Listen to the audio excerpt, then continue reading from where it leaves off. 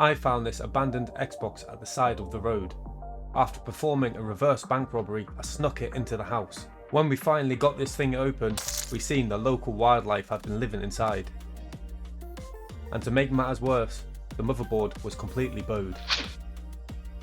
But we carried on and treated this Xbox to a bath in IPA. After giving it a clean, we seen how bad the components on the motherboard really were. So we changed them all out in part 1. Part 2 is finally here. You lot are absolutely incredible. I did not expect anyone to want to see part 2 on this, so let's just get straight into it. Last time I told you that we need to put these capacitors back in the correct polarity, and you can see this one is upside down. So first thing we need to do is switch this capacitor around and make sure the polarity is correct. Also, I've made some new discoveries in this RAM IC area where we had the weird resistance reading. So we're going to get into all that, but first let's fix this capacitor. To take care of this capacitor, all we're going to do is apply heat to the bottom of the capacitor legs and rock it backwards and forwards until the capacitor comes out. Just like that. In part 1 of this video, I mentioned that I had 40 comments in the previous video, which was a record for me. And you lot came and absolutely delivered and smashed that record with over 80 comments and nearly 300 likes, which is absolutely fantastic. I do read every single comment on videos old and new, and it is a determining factor on whether YouTube decides to show the video to a lot of people or just a few people. And the last video wouldn't have got the exposure it did if not for every single person that left a like and commented, so thank you very much. Now we've changed out that component, let's take some resistance readings. So you can see here 1.6 ohms. That is a problem, it needs to be around 80 ohms. And on the other side, as we would expect, shows a ground reading. So this capacitor is not looking too clever and I suspect it's damaged. Let's take some resistance readings. We are getting similar resistance readings here as we are on the RAM ICs, so this could be our issue. And after another visual inspection around the board, I found 2 more missing ceramic capacitors underneath the RAM ICs. So I checked the donor board and I could see that there were 2 capacitors in place. Let's grab those caps from the donor board and put them onto our board. I've always been interested in electronic and technology repair, and I always intended to start learning how to do it myself. I've only been doing it for about 5 months now, and I've documented all of my progress so far on the YouTube channel. So if you're interested in seeing the steps from being a complete novice to doing micro repairs like these, you can check out all the videos, and I'd recommend starting from the beginning so you can see how far I've really come.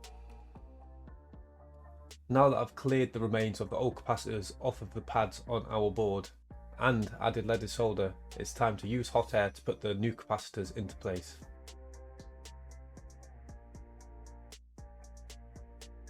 What you're about to see is something that I haven't done before and I was dreading the day that it would happen.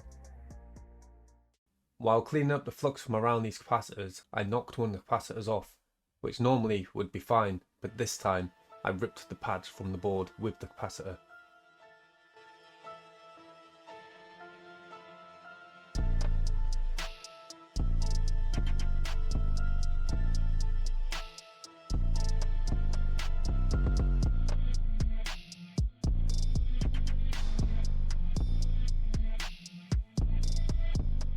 But what is the problem with tearing the pads? Time to use some imagination. So let's pretend this white piece of paper is our top layer on our motherboard. These are our pads for the capacitors, and these are the traces leaving the pads. This is our capacitor. Normally it's just soldered to the top of the pads, no problem. Now our pads have been ripped off, our capacitor doesn't fit where it needs to fit, and it's not connected to the traces. So in order for this capacitor to do its job, it needs to be soldered back to its traces. So our only options are to solder wires from this side to this trace and from this side to this trace. So these traces that we need to solder the capacitor to go straight into vias, and all vias are holes in the board that can either go to the other side of the board or through the internal layers of the board. So we need to grind away the solder mask from the vias and tin them with some solder. I have a pretty exciting project coming up and I have well and truly blown the budget for it. I think you lot are going to love it, so please make sure you're subscribed so you don't miss that. I'm soldering that capacitor straight onto the wire because it has a big enough surface area to hold it in place. This wire is about as thin as a human hair and it has a coating on it which is non-conductive, so we need to take that off with the soldering iron. Initially I was having trouble soldering the wire to the capacitor. I did end up changing tactics here. I decided to pull the capacitor as close to the other wire as possible while still maintaining a strong bond with the solder. This took me far longer than I care to admit, but after a lot of messing around I finally managed to get a wire soldered onto the end of the capacitor, but it still wasn't soldered onto the second wire. These components truly are microscopic, they are absolutely tiny. As soon as that soldering iron touches the wire, it heats everything up so fast that it actually detaches itself from the capacitor.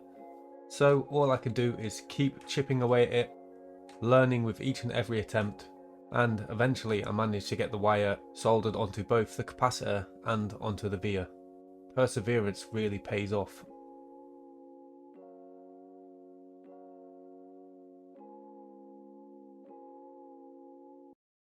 After trimming the wire and cleaning, this is the result.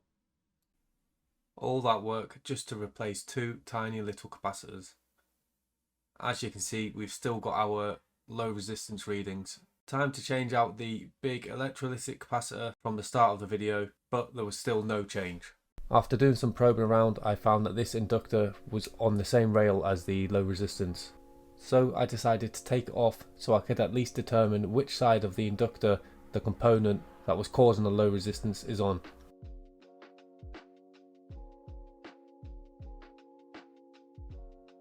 After it was off, I found that the low resistance was still on the same side as the RAM ICs. So I think the problem is likely coming from internal traces or cracked solder balls underneath the APU.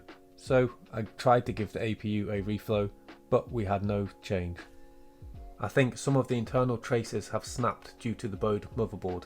If you want to get access to that juicy hard drive and have a look through the achievements and see this person's gamer tag, then what I think this Xbox needs is a new motherboard. Much like taking an engine out of a car and putting it into a new chassis. We'd have to take the APU off of this motherboard and transplant it onto another motherboard. We'd also have to take along all of the married components to the APU and put that on the other motherboard as well. For someone like me to be able to do that, I'm going to have to do an awful lot of practice in the background. I am more than willing to put the work in and learn how to do that if you want to see it, so it really does depend on the demand, because ultimately I want to create videos that you want to watch.